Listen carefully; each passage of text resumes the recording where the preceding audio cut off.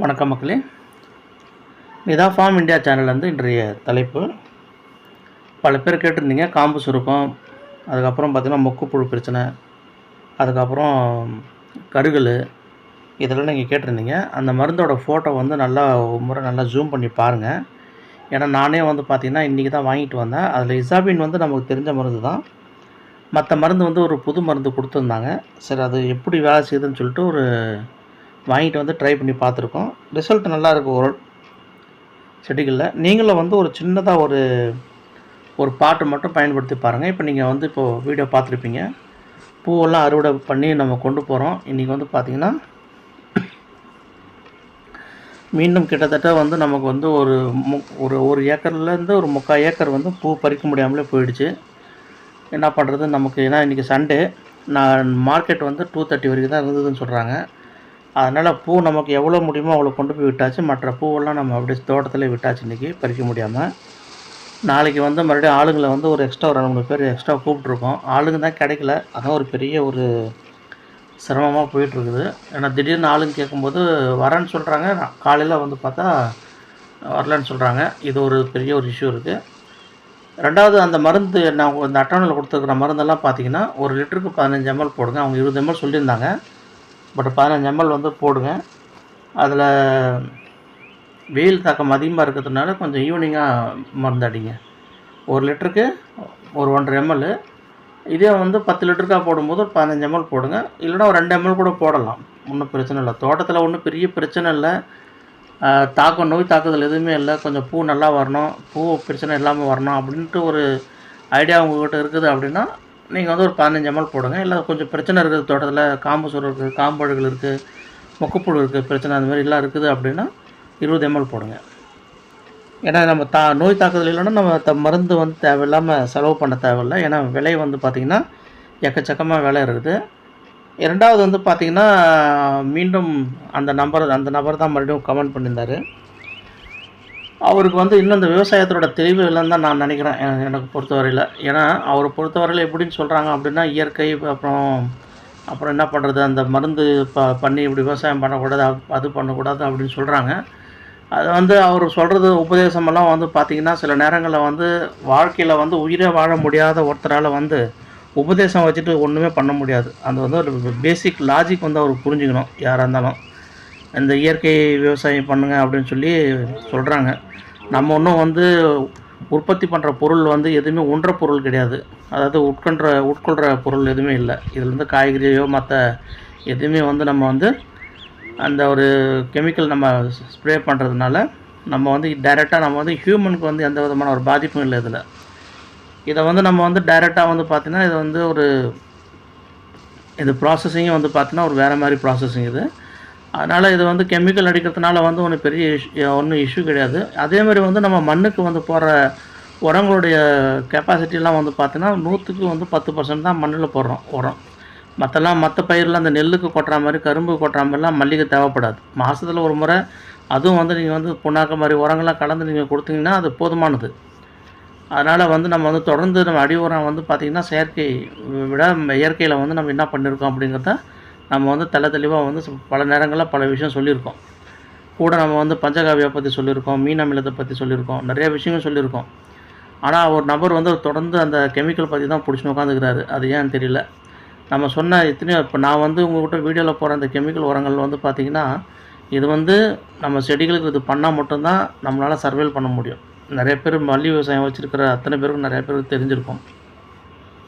ஒரு விவசாயியாக வந்து இப்போ இருக்கிற ஒருத்தர் வந்து ஏதோ பெருசாக உலகத்தில் வந்து கோடியாக சம்பாரிச்சிட்டு அப்படியே ஆஹா ஓஹோன்னு வாழ்ந்துருந்தால் நம்மளால் என்றைக்குமே வந்து பெரிய லெவலில் போயிருக்கலாம். நம்மளால் ஏன் முடியலன்னு கேட்டால் இயற்கை முறையில் நம்ம விளைவிச்ச பொருள் சரி, அல்லது இயற்கையில் வர எந்த விதமான விவசாயமும் சரி, செயற்கையை நம்மளால் அதை வந்து டச் பண்ண முடியல. அதில் ஒரு நெல்லில் வந்து 60 மூட்டை நெல் அறுவடை பண்ணுறோம் அப்படின்னா இதில் வந்து 30 மூட்டை கூட பண்ண முடியல இயற்கையில். ரெண்டாவது, விலையில் வந்து நம்ம வந்து இந்த தமிழ்நாட்டிலே வந்து பார்த்திங்கன்னா எனக்கு தெரிஞ்சு எங்கேயுமே வந்து இயற்கையில் விளைவிச்ச பொருளுக்கு எதுக்குமே வந்து பார்த்திங்கன்னா தனியாக ஒரு ரேட்டோ அது மாதிரி எதுவுமே கிடையாது. அந்த செயற்கையில் விளைவிச்ச நெல் வந்து 1000 ரூபா மூட்டை, இயற்கையில் வச்ச நெல் வந்து 2000 ரூபா மூட்டை, அப்படிலாம் அந்த கான்செப்டே நமக்கு இன்னும் வரல. அப்படி இருக்கிற பட்சத்தில் எந்த ஒரு அடிப்படை தன்மையை வச்சு நம்ம வந்து இந்த மாதிரி விவசாயம் பண்ணணும் அப்படிங்கிறது வந்து புரிதல் வேணும் முதல்ல. அந்த புரிதல் இல்லாமல் போயிடுச்சுன்னா கஷ்டம். நம்மளை பொறுத்த வரைக்கும் காய்கறி விவசாயம் பண்ணுறோம், கீரை விவசாயம் பண்ணுறோம். இப்போ என்கிட்ட வந்து முருங்கை இருக்குது, தென்னை இருக்குது. நம்மளாம் கெமிக்கலும் போடுறதில்ல, எந்த உரமும் போடுறதில்ல. எனக்கு அதில் நல்லா தெரிஞ்சுக்குது. ஏன்னா நம்ம மண்ணில் இருக்கிற பெரிய ஒரு பலம் என்னென்னு கேட்டால், எனக்கு ஒரு வருடத்திற்கு எனக்கு வந்து ஒரு 5லேருந்து ஒரு 10 டன் இலை வந்து 5000 6000 தேக்கு மருந்து தான் கொட்டுது. எனக்கு அந்த கொட்டினதுக்கப்புறம் பார்த்தீங்கன்னா மண் எல்லாம் தங்கமாக மாறி போச்சு எனக்கு. அதனால் அதெல்லாம் நம்ம அதை பண்ணுறதும் இல்லை, நம்ம அதில் உடன்பாடும் இல்லை. மல்லியில் பொறுத்த வரைக்கும் பார்த்திங்கன்னா, நம்ம வந்து இயற்கை முறையில் வந்து பண்ணி எப்படி பண்ண முடியுன்றது நமக்கு தெரியல. பட் எனக்கு தெரிஞ்ச பரவலாக நான் கேள்விப்பட்ட வரைக்கும் இயற்கையில் பண்ணவங்களால் யாராலும் வந்து ஜெயிக்க முடியல. அது வந்து உண்மை. ஏன்னா ஒரு நாளைக்கு நம்ம வந்து ஒரு 1.5 ஏக்கர் பரப்பளவு இடத்த வச்சுக்கிட்டு, இந்த 1.5 ஏக்கர் பரப்பளவு இடத்துல வந்து நம்ம வந்து சும்மா ஒரு 5 கிலோ 2 கிலோ பறிச்சுன்னு உட்காந்துருக்கோம் அப்படின்னா செலவு யார் பண்ணுவா? அந்த செலவு காசு எங்கேருந்து வரப்போகுது? அதான் சொல்லுவாங்கள்ல, அரசனே உட்காந்து சாப்பிட்டா ஆண்டி ஆகிடுவான்னுவாங்க. அது ஒரு பெரிய பழமொழி இருக்குது. ஒரு அரசனே உட்காந்து சாப்பிட்டா அவன் எப்பேற்பட்ட ராஜாங்கத்துக்கும் அதிபதியாக இருந்தாலும் உட்காந்து சாப்பிட்டா ஆண்டி ஆகிடுவானான். அப்படிப்பட்ட அந்த அரசனுக்கே இந்த கதி என்ன? நம்மளாம் எந்த மூலைக்கு? நம்ம சம்பாரித்த பணம்லாம் எந்த மூலைக்கு? அதெல்லாம் வந்து சும்மா உபதேசம்லாம் நமக்கு வந்து இது வராது. ஒரு விவசாயம் பண்ணுறோம் அப்படின்னா புரிதல் வேணும். நம்ம மல்லி விவசாயத்தை பற்றி ஏன் நம்ம தொடர்ந்து சொல்கிறோம் அப்படின்னா, ஒரு நாளைக்கு 4000 8000 10000 அப்படிங்கிறது சர்வசாதாரணமாக சம்பாரிச்சிடலாம். இன்றைக்கி வந்து 30 கிலோ பூ போட்டோம், இன்றைக்கி ரேட்டு வந்து 200 தான் கிடச்சிது, 6000. இதே வந்து பார்த்திங்கன்னா நம்ம ஒரு 300 போயிருந்தால் 9000, 400 போயிருந்தால் 12000. ஆக இந்த மாதிரி நமக்கு வந்து விவசாயம் பண்ணுறோம் அப்படின்னா, நம்மளை நம்பி நம்ம குடும்பம் இருக்குது, குழந்தைங்க இருக்காங்க, அப்பா அம்மா இருக்காங்க. அவங்களோட பொறுப்பெல்லாம் நம்ம தான் எடுத்து வச்சுருக்கோம்.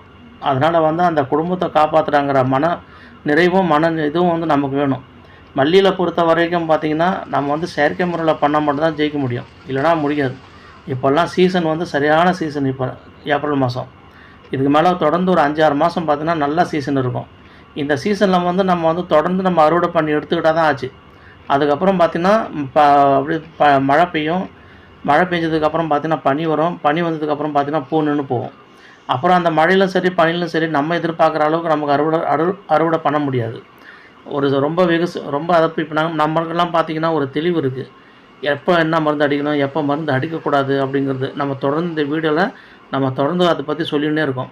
எவ்வளோக்கு எவ்வளோ மருந்து பற்றி சொல்கிறோமோ அவ்வளோக்கு அவ்வளோ வந்து செய்முறை விளக்கம்ன்றது ரொம்ப முக்கியம். எப்போ இப்போ அந்த மாதிரி அறுவடை டயத்துலலாம் வந்து பார்த்திங்கன்னா கசாமச்சான உரம் போடக்கூடாது. நம்ம அடியில் உரம் போட்டோம் அப்படின்னா செடி தாங்காது. உச்சி வெயிலில் மருந்து அடிக்கக்கூடாது. உச்சி வெயிலில் தண்ணி கட்டக்கூடாது. செடிகளுக்கு அடிக்கடி தண்ணி கட்டக்கூடாது. கொஞ்சம் இதுவாக தான் காய்ச்சலும் பாய்ச்சலமாக தான் வச்சுருக்கணும் மல்லியை பொறுத்த வரையில். சொட்டு நீர் போட்டிங்கன்னா ரொம்ப சிறப்பு. தண்ணி நீங்கள் தண்ணியாக நீங்கள் பாய்ச்சுறீங்க அப்படின்னா அதிகமாக தண்ணியெல்லாம் விடக்கூடாது.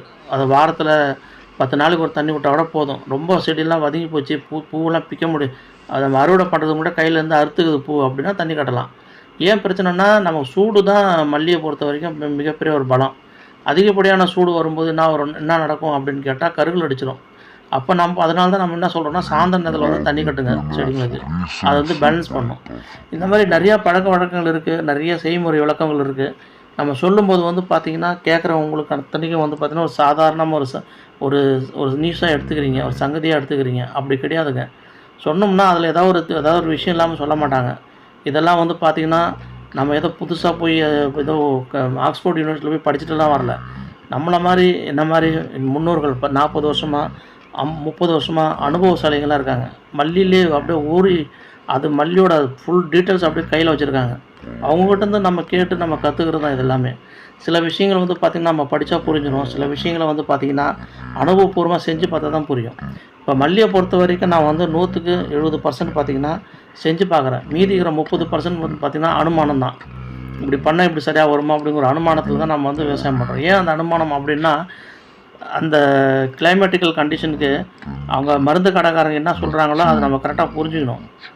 சில பேர் நல்லா சொல்லுவாங்க சில விஷயங்களை, அதை நம்ம புரிஞ்சுக்கிட்டு நம்ம என்ன பண்ணணும், அது கூடவே நம்ம கொஞ்சம் ஐடியாலாம் போடணும். ஒரு 30% நம்மளோட ஐடியா போடணும்.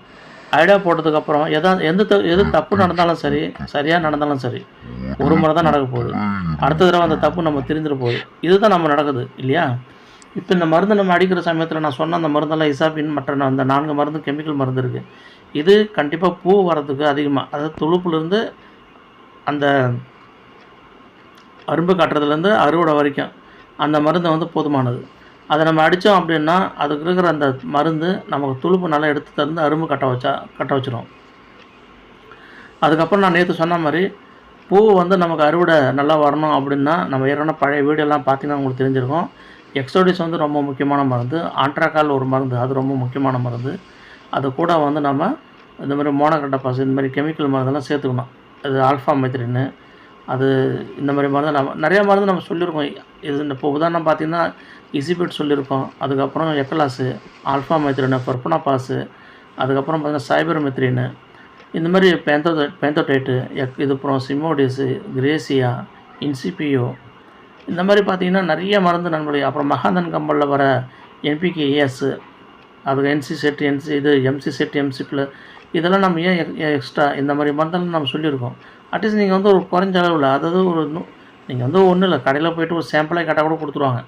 சார் நான் வந்து சின்ன ஒரு பிளான்ட்டு சாம்பிள் பண்ணி பார்க்க போகிறேன், எனக்கு கொஞ்சம் கொடுங்கன்னா சில கடையில் கொடுப்பாங்க, பெரிய ஒரு ஹோல்சேல் கடையிலாம் கொடுப்பாங்க. அவங்க எடுத்து ஒரு சின்ன ஒரு பாக்ஸில் போட்டு தராங்க. எனக்கெல்லாம் அந்த மாதிரி தான் கொடுத்துருந்தாங்க நிறையா தடவை. கொடுத்து நீங்கள் போய் ட்ரை பண்ணி பாருங்கள் சார் அப்படின்னு சொல்லி கொடுப்பாங்க. நானும் அது கொண்டு வந்து ட்ரை பண்ணி பார்ப்பேன். அது வந்து பார்த்திங்கன்னா நம்ம சாம்பிள் சில நேரங்களில் செட் ஆக மாட்டேங்குது, சில நேரங்களில் செட் ஆகிடும். இப்போ இந்த செட்டான மருந்தெல்லாம் எடுத்து ஒரு லிஸ்ட்டு பண்ணி வச்சுக்கிறது. அந்த லிஸ்ட்டு பண்ணி வச்சுக்கிட்டு இப்போ நான் உங்களுக்கு எப்படி ஒரு செட்டாக ஒரு 5 மருந்து 6 மருந்து ஒரு செட்டாக நான் வந்து உங்களுக்கு வந்து வீடியோவில் டிஸ்பிளே பண்ணுறேனோ, இதே மாதிரி ஒரு செட்டு போட்டு வச்சுப்பேன் நான். இப்போ இந்த துளுப்பில் எப்போ என்ன மருந்து எப்படின்ற மாதிரி ஒரு செட்டு. அதனால தான் நான் என்ன பண்ணேன்னா, நீங்கள் நல்லா நோட்டீஸ் பண்ணி பார்த்துருந்தீங்கன்னா, நிதா ஃபார்ம் இந்தியா சேனல் நீங்கள் பார்த்துருந்தீங்கன்னா, கடந்த மாதத்துலேருந்து நீங்கள் நோட்டீஸ் பண்ணிட்டு வாங்க. நான் வந்து செடி கவாத்து பண்ணி முடிச்சதுலேருந்து துளுப்புக்கு என்ன மருந்து அடித்தேன், அரும்புக்கு என்ன மருந்து அடித்தேன், அப்புறம் அரும்பு கட்டுறதுக்கு என்ன மருந்து அடித்தேன் அப்படிங்கிறத ஸ்டெப் பை ஸ்டெப்பாக நான் வந்து மருந்து போட்டுகிட்டே வந்தேன். இப்போ நம்ம போகிற எல்லாமே வந்து பார்த்திங்கன்னா நமக்கு வந்து அறுவடை நடந்துகிட்ருக்கு. இந்த அறுவடையில் என்னென்ன நம்ம சிக்கல் வந்து நம்ம ஃபேஸ் பண்ணிகிட்ருக்கோம், இதை பற்றின தகவல் தொடர்ந்து ஒரு 3 நாள் நான் போட்டுகிட்டு இருந்தேன். நடுவில் இப்போ இன்றைக்கி வந்து பார்த்திங்கன்னா ஒரு கலந்த மாதிரி சொல்லிகிட்டு இருக்கேன். ஏன்னா நம்ம வந்து இந்த அறுவடையில் வந்து பார்த்திங்கன்னா லாஸ் அப்படின்னு பார்த்தா நமக்கு 1 ஏக்கர் அளவில் பறிக்க முடியாமல் போனது. டைம் பத்தலை.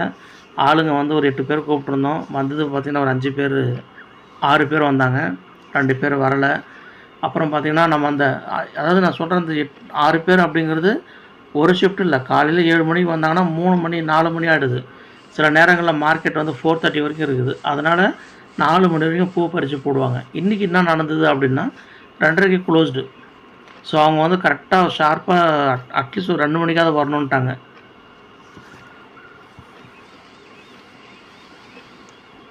அப்புறம் அந்த மருந்து எடுத்துகிட்டு சரி அந்த பூ எடுத்துகிட்டு நம்ம போயாச்சு. முந்தா நேரத்து என்ன ஆகிடுச்சுன்னா 4 மணி வரைக்கும் பூ பறித்தாங்க. பறித்து கூட அப்போ கூட நம்மளால் வந்து பார்த்திங்கன்னா ஒரு 30 சென்ட்டில் வந்து பூ பறிக்க முடியாமல் போயிடுச்சு. இந்த மாதிரி சிக்கல்லாம் வரும் நண்பர்களே. நம்ம வந்து தோட்டம் பெருசாக இருக்கிறப்ப இந்த மாதிரி பிரச்சனைகள்லாம் வரும். இந்த பிரச்சனையை வந்து பார்த்தோன்னா நம்ம ரிசால்வ் பண்ணணும் அப்படின்னு நம்ம நினச்சோம் அப்படின்னா நமக்கு வந்து நம்ம ஏரியாவில் இப்போ எனக்கு வந்து பார்த்திங்கன்னா ஒரு பர்டிகுலராக நான் சொல்கிறேன் பாருங்கள். எனக்கு வந்து ஒரு 5 பேர் இல்லை ஒரு 6 பேர் வந்து எனக்கு வந்து கிடைக்கிறாங்க, ரெகுலராக கிடைப்பாங்க. நம்ம சொன்ன உடனே வந்து பூ பறித்து கொடுக்குறதுக்கு ரெடி. இப்போ இந்த 6 பேர் வச்சுக்கிட்டு நம்ம வந்து ஒரு 3 ஷிஃப்ட்டு நம்ம ரன் பண்ணலாம். ஒரு ஷிஃப்ட்டுக்கு 150 ரூபா ஒரு ஆளுக்கு. 3 ஷிஃப்ட்டு அப்படின்னும்போது 3 மணி நேரம் 3 மணி நேரம் 3 மணி நேரம் காலையில் டிஃபன் வாங்கி கொடுத்துருவோம் நம்ம சைட்லேருந்து. இப்போ 9 மணி நேரம் ஒரு ஆள் பறிப்பாங்க.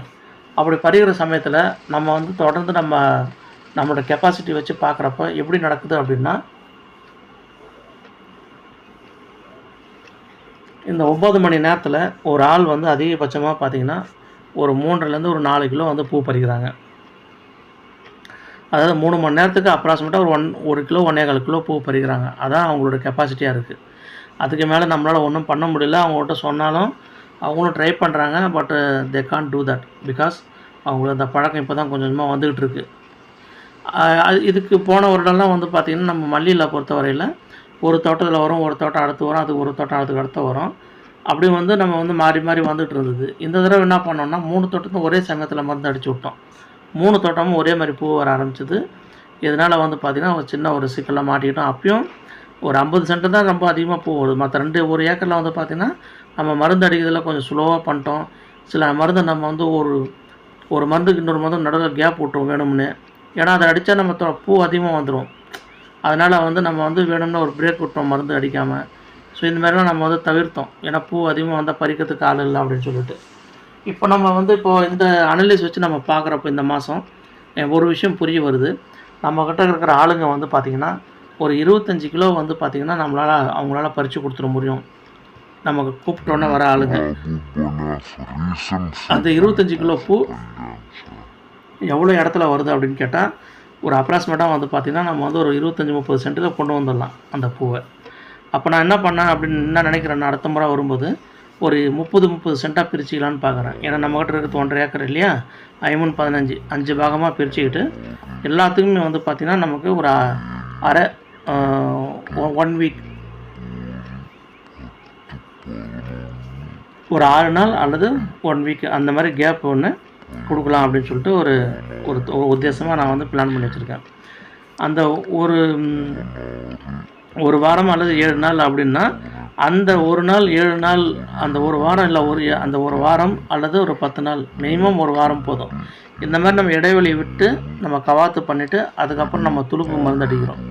இப்போது நம்ம பூ வந்து ஏறுதுன்னு வச்சிங்களேன், ஹையஸ்ட்டாக இப்போ நம்ம ஒரு நாளைக்கு 25 கிலோ பூ வருது அப்படின்னா என்னுடைய கணிப்பு பிரகாரம் வந்து பார்த்திங்கன்னா ஒரு 7 நாள் ஒரு ஹையஸ்ட்டாக போகும். அதாவது பூ ஸ்டார்ட் ஆகும்போது 1.5 கிலோ 2 கிலோவா அப்படி ஸ்டார்ட் ஆகிட்டு 5 கிலோ 6 கிலோ, ஏன்னா நமக்கு ஸ்டார்ட் ஆகும்போது பார்த்திங்கன்னா 1/2 கிலோண்ணா. நம்ம வீடியோ பார்த்து அத்தனையுமே முன்னாடியே சொல்லியிருப்பேன். 1/2 கிலோ ஸ்டார்ட் ஆச்சு. அடுத்த நாள் வந்து பார்த்திங்கன்னா ஒரு 1.5 கிலோ வந்தது. அதுக்கு அடுத்த நாள் வந்து பார்த்திங்கன்னா 3 கிலோ வந்தது. அதுக்கு அடுத்த நாள் பார்த்திங்கன்னா டைரெக்டாக வந்து நமக்கு 6.5 கிலோ வந்தது. 6.5 கிலோ அதுக்கு அடுத்த நாள் வந்து பார்த்திங்கன்னா 13 கிலோவாக மாறிடுச்சு. 13 கிலோலேருந்து டேரெக்டாக அப்புறம் 19 கிலோ மாறிச்சு, அப்புறம் 22 மாறிச்சு, அப்புறம் 25 30 இப்படி ஏறிடுச்சு. இப்போ பூ இன்னும் நம்ம ஏறும். ஏன்னா நம்ம நாளைக்கு வந்து இப்போ மருந்து அடிக்க போகிறோம். மறுபடியும் ஒரு மருந்து நம்ம ஸ்ப்ரே பண்ண போகிறோம். இப்போ இந்த மருந்து நம்ம ஸ்ப்ரே பண்ணும்போது பார்த்திங்கன்னா கண்டிப்பாக பூ ஏறும். நம்ம தான் டிலே பண்ணிகிட்டு இருந்தோம். ஆக்சுவலாக அடிக்க வேண்டியது முந்தா நேரத்தை அடிச்சிருக்கணும் மருந்து. காரணம் என்னன்னு கேட்டிங்கன்னா, நான் வந்து மருந்து தான் வேணும்னா டிலே பண்ணிட்டேன்.